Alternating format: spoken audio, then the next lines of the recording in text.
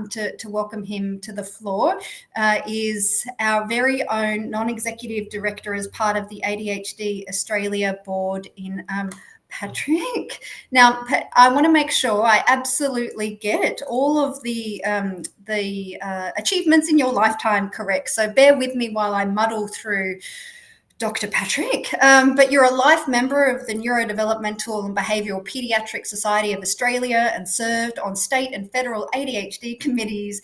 And as I've mentioned, currently non-executive director of ADHD Australia. Obviously, your medical background is substantial as a developmental paediatrician, and prior to that, you were the service director for the Lower North Shore Child and Family Health Service and senior staff specialist at Royal North Shore Hospital for over 27 years. Now, wow. I hope I haven't abbreviated that too much, but what a vast and varied career you've had. Right. Thank you. Kirsty, yeah, you ready to start? Excellent. Okay, now, were you able to get your slides done, Patrick? Ready to share? No, well, I gave them on to you. I assumed you All had right. them. I can do that for you. 2 seconds. I have it ready for you. While you're doing that, I'd just say that having listened to that the previous meeting, it was very impressive. They spoke well. There's a lot of experience, informed comments, and very interesting comments. So I thank people. It was really interesting to listen to that. I always enjoy listening to parents who are living those experiences. Yes, I've got 40 years. I've been working with this history of development and especially ADHD for the last 40 years. I also have a personal and a family history of it. It was interesting having worked with these kids for a while. I realised that it wasn't just them, it was actually me, which was very enlightening. And so I've lived that experience as well. Fortunately, I've had some good supports and stuff. I'll make a comment that Rosie about the pregnancy. At the recent ADPA conference, there was a session talking about that. And I think that the evidence now is that certainly for methylphenidate and Ritalin, it is safe to take during pregnancy because, the treatment of ADHD during pregnancy is important for the functioning of the people. The other general comment I want to make that relating to the delay in being able to see people is that you're aware of the current Senate inquiry and we'll be interested to see the outcome of that. But personally, I hope that will broaden the variety of people who are able to diagnose and treat ADHD because it's such a common problem. Okay, general comments, sorry. Starting off, This is a talk in 2 parts. We're talking about the tribulations. I'm talking mainly from the child's point of view, not denying that it impacts on siblings and parents, but that it's the trials and tribulations, but it's also the triumph that we can get when we successfully help these children. Next slide. Or can I do that? Kirsty? Okay. The comment, your child is not giving you a hard time, your child is having a hard time. And I think that's sometimes hard to remember. But there was one report that came out a few years ago now where that was highlighted when we looked at parents of ADHD children and they made a lot more negative comments about and to their child compared to the children who didn't have ADHD. So it is something that impacts on the kids and does make their life very difficult. Next slide. Now, the age of onset, the hyperactives will usually appear in those early childhood. The inattentives don't usually appear till later, but often the hyperactive preschool or early childhood age then morphs into the combined type of ADHD with both attentional problems and hyperactivity as they grow older. And as well as that, we then get a lot of secondary problems coming up at different stages, depending on their subtype. Next slide. This is a busy one, but it's basically showing that in those early days, again, it's ADHD, but as the child gets older, if you're looking at that middle line, the 11-year-old, where they're starting to really act out the learning problem, the behaviour, the socialisation.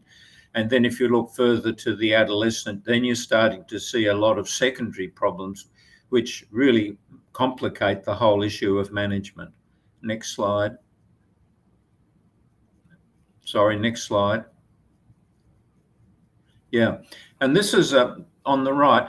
This is a history of the undiagnosed or undertreated. If you see a child who's got ADHD, and often they do have an associated learning problem. So the first thing is that they're having troubles with their attention. That leads to underachievement. The child then loses self-esteem. They start getting very worried about, will they do the right thing? So we then start seeing, as they're progressing in school, socialisation difficulties, behavioural difficulties in the classroom, but also at home, and an increasing incidence of anxiety. And then if this progresses, we start getting into the area of depression, where the child loses all their motivation and can't see anything in the future except failure. And that's really this line of problems. We don't want to see that progressing. That's why it's important to treat the kids well and to treat them early. Next slide. I'll go quickly through this, but you can see here, the purple is the Joe average parents and their complaints. They all have problems in the early hours of the morning, but when you look at all these other things in the morning, lunchtime, afternoon, in terms of the difficulties they're seeing compared to the non-ADHD kids, is very significant. So it's a daytime, evening problem. Next slide. At school, the preparation on no medication, all the battles of getting them out of bed, dressed, breakfast, medication, and then getting them up to school with actually their belongings. And that's the first stage of the day for the parents. Next one. And then at school, we've got to deal with the teacher's frustrations, the child's inattention, and the performance anxiety I mentioned, the social difficulties when there are breaks, and after lunch, the child's even more cranky, more frustrated, and so the behaviour and the attention get even worse. Next slide. And then after school, I always use, not often, but I use that analogy of a hard day at the office. You come home, you let out of steam, and that's exactly what happens so often with the children. All that frustration that they've held in at school, they let out when they come home, and that relates to that oppositional behaviour, the annoying behaviour. They irritate the siblings, the struggle at dining table, trying to limit the use of IT, which is a big problem for all children, but it's exaggerated in the ADHD kids because they tend to get more obsessed with it, the trouble getting them into bed, and then, of course, holidays. What do you do? How do you entertain them? So a lot of problems. And what can we do to improve their lot? But it's also the lot of the family and other carers, including the teachers and grandparents. Next one. Now, this is a saying that I think is very true. To treat ADHD is easy, but to treat it well is difficult. And I think that's where you do need that experience to be able to understand ADHD well and all its manifestations and variations. And so I try and get that message to all the younger trainees and consultants. We need to work it harder than just treat it as a simple thing with giving them a few tablets and that's it. Next slide. So what can we do? Well, there's a list here and we'll go into this in a bit more detail, but one of the things that I think is so important is education of the caregivers and the child. I try and get the adolescents to start taking responsibility for themselves in terms of their management and medication, but so often they're so resistant to it, it's in denial or they couldn't be bothered. And sometimes I'll say to them, what's the name of the tablet you take? And they'll look at me strangely and say, oh, it's a capsule, I think. And so it's really important that in that transition period, which you're going to hear about more, that we actually educate the parents, but also the child as they're developing into adolescence and early home. The next thing is behavioural therapy. We can talk a little bit about that. Medication we'll talk about. And then there are others that have variable scientific background. The fish oils, the omega-3s, the studies aren't really terribly supportive of it. But, some of the parents say to me that it works. And if it works, gee, we keep on with it. But in my mind, it's a secondary thing rather than the primary treatment. Diet and vitamins. We used to have the Feingold diet where everybody was running around and taking additives and things out and adding vitamins. But again, that's now gone into disrepute because the evidence is not there. There's another one that you may have heard of is neurofeedback, where they stimulate the brain in certain areas. It's still, my review of this goes back to the mid-80s, and it's still something that isn't really accepted as a routine thing that is worthwhile. But again, some parents find it useful. And the new things that are coming on board are things where we are stimulating the brain, special areas of the brain, example for ADHD, where they stimulate the frontal lobes to see if they can actually get it to work better. And these are the sort of things, that latter one are things that we'll probably see more of in the future. Next slide. Now, this is a busy slide, but the bottom line is that we used to have arguments about should there be behavioural treatment or should there be medication? And I think now the agreement is that we need to do both. And this is the latest thing that's coming out from America, but it's also supported by, the UK, Europe, and Australia, that the combined approach is the best one. And the standalone ones can be useful, but they are not seen as the primary and most effective interventions. Next slide. Now, behaviour therapy. And we all say, yeah, behavioural therapy is good, but we're learning now about what behavioural therapy helps whom and when. And there is certainly good evidence for what's called cognitive behavioural therapy for the older child and the adolescent. I think that's really now well established, and I certainly use it a lot. But for the younger children, they're not old enough to be able to work on this cognitive awareness of what's going on. So we need to use it more for parent management strategies to teach the parents how to get the children to behave appropriately, how to set limits, and what are the things that are going to make it easier for the child and the family as opposed to the untreated. And then we often get with these children and adolescents anxiety and depression. We see this in adults as well. And that's where we need specific therapies aimed at those conditions. And for those, we need a psychologist is the one that most people would know, but there are also people called ADHD coaches. And if you go online, you can see a list of those. These are people, some are psychologists, some come from different educational backgrounds, but they're people that rather than working on anxiety and the psychological problems, they try and work on practical strategies like time management, organisation, how you do these. And these can be very helpful, especially for, the adolescent. And then we've got the school counsellor. Often they can be involved in this, but often I find that the school counsellors are so overwhelmed with work that they aren't able to give the children and the adolescents enough support. So we need to be able to use the outside people. And remember, you can, through your GP or your paediatrician, you can get subsidised Medicare rebates for visits to a psychologist, but unfortunately not for the ADHD life coach. Next slide. ADHD behind in reading. Now, often these children will come and they'll be underachieving, and we don't know whether this is part of the ADHD or is it a coexisting problem. So in this situation, I usually treat their ADHD with medication and behavioural support and then review them in light of what's happening. And quite a few times you'll find that the child has picked up in their learning, but if in other situations where they haven't, then we know that it's a coexisting problem, and then we need an educational assessment with therapy for that.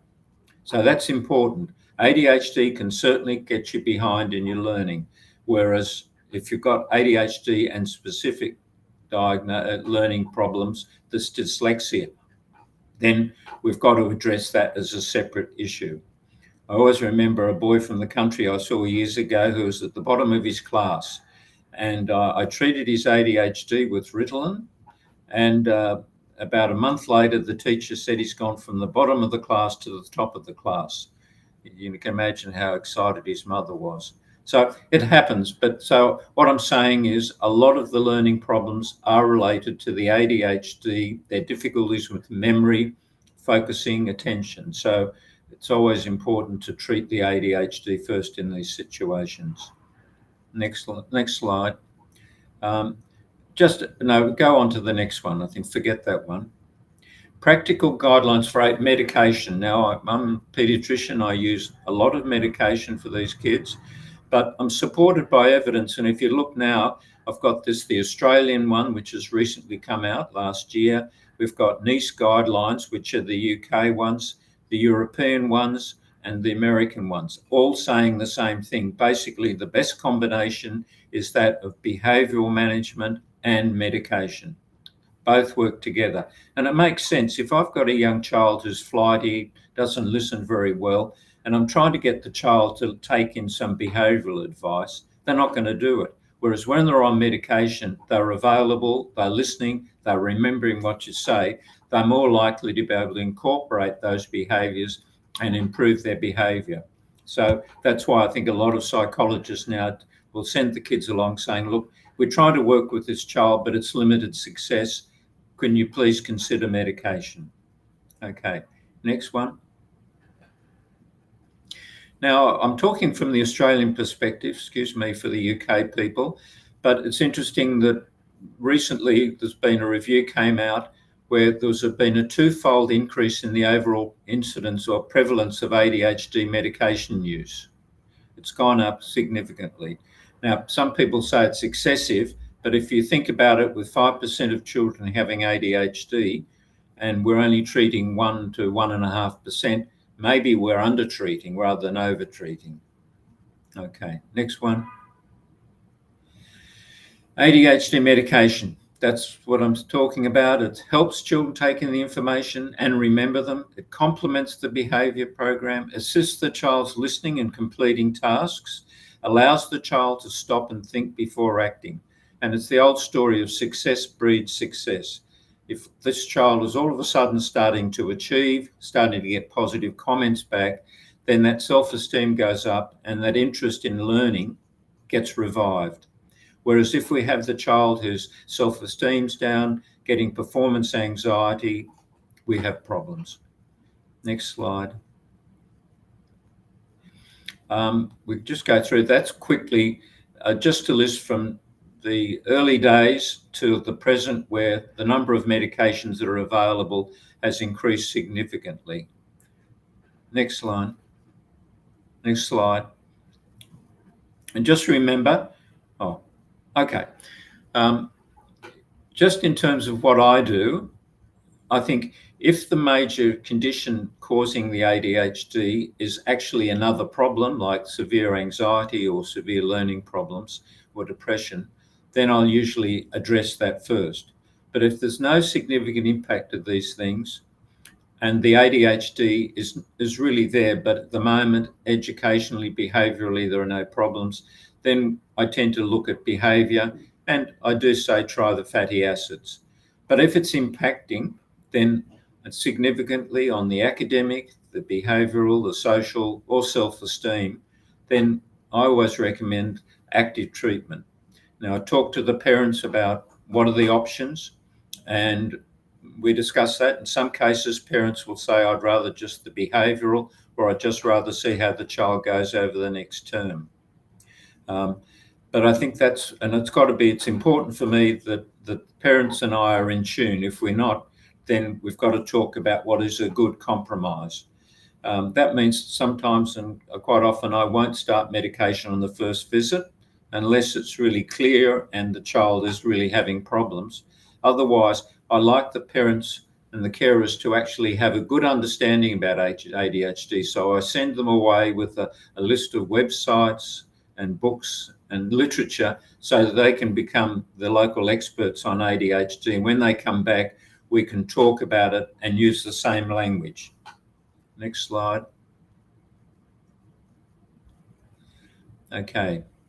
And I'm just talking about the options that have been proven: education, behavioural assistance, and working through the education system with school. And there'll be some time, I think there's talks on that have been or will be later.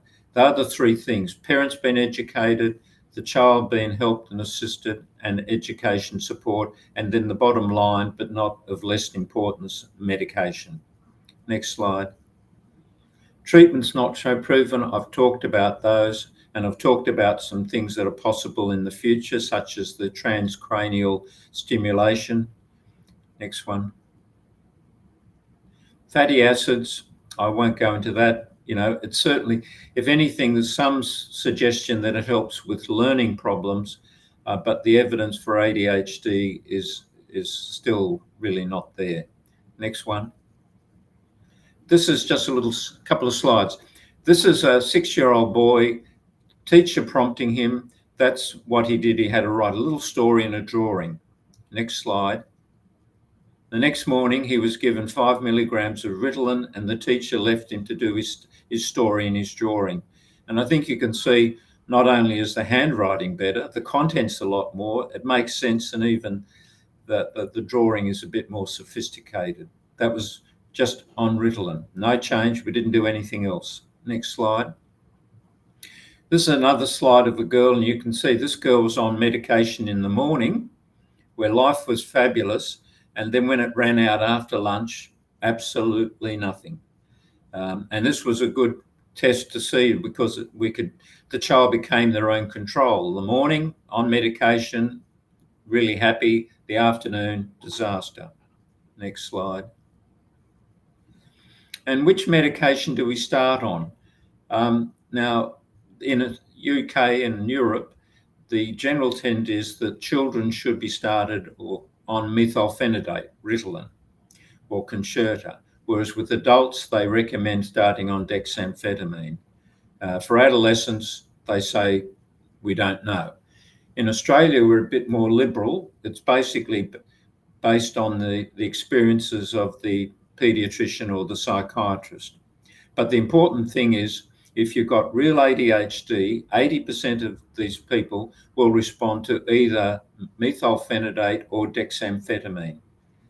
So that's why we use those two as the first line of treatment. Next one. And then we've got to work out, is it short acting or long acting? And that depends on the age. The younger kids often just need some medication in the morning, and that seems to cover them for the day. The older child needs it for school time. A lot of the children, as they get older, for behaviour or learning or homework, they need to top up in the afternoon. And for a lot of the kids, if they're particularly inattentive, then I say to them, you can do it on school days, and if you want to, you can stop it on holidays and weekends.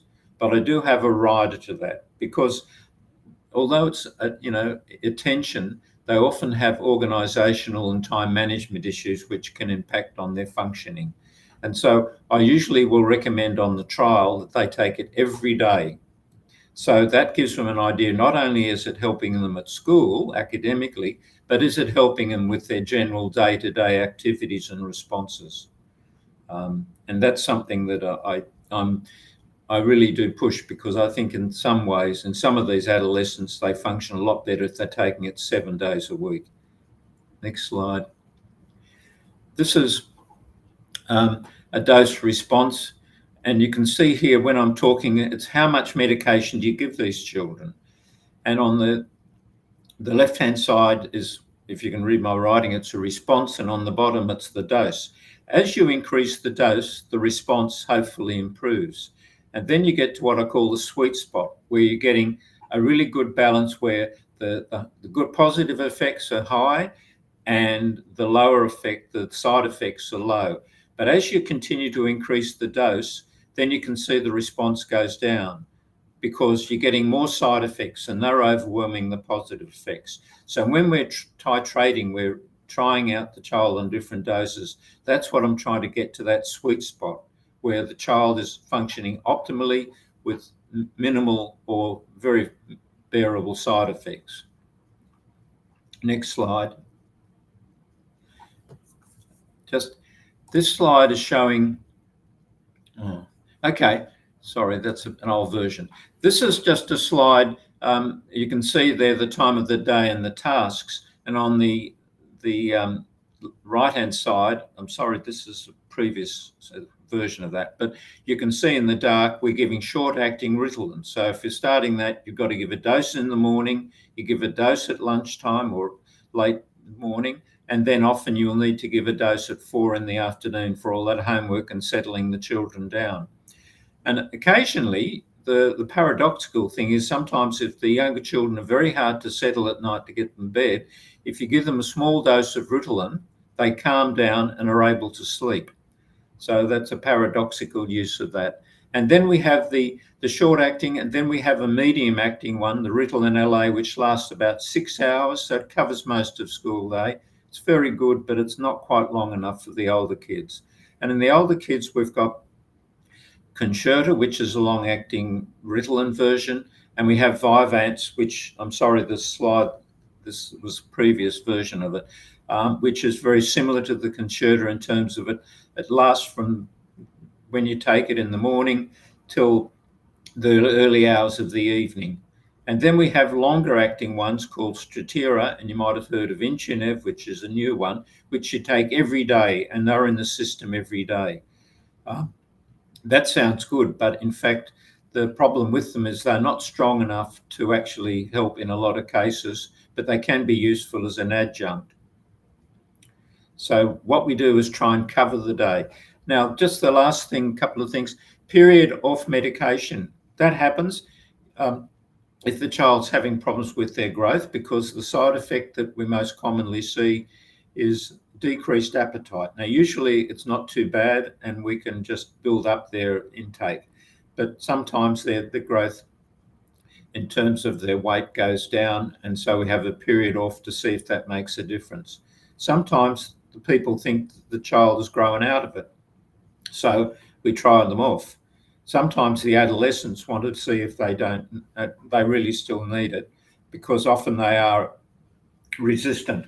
And sometimes you'll see it that the people will report that it seems to have lost its effect and they need more. Well, that may be, but often if you just take it off for a few weeks and then restart it, it's like it's rebooting, that the effect seems to go back again to what it was before. Okay, next slide.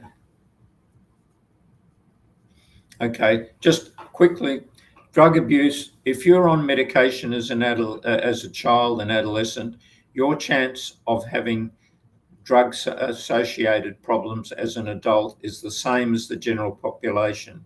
Whereas if you're untreated ADHD, you probably have twice the incidence of substance abuse as an adult.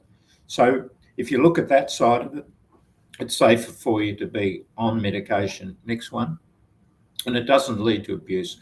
And unless you've got a cardiac problem, when we check for that, when we're doing the assessments, it's safe to use. There's no increased incidence of heart problems, even in middle-aged people on it.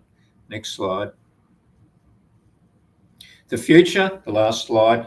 Medication will continue to be needed, but there'll be new drugs coming out, hopefully better, more focused. And in my career, I've seen the effects resulting in major improvements for patients and their families. And we've been using these medications now for over 60 years.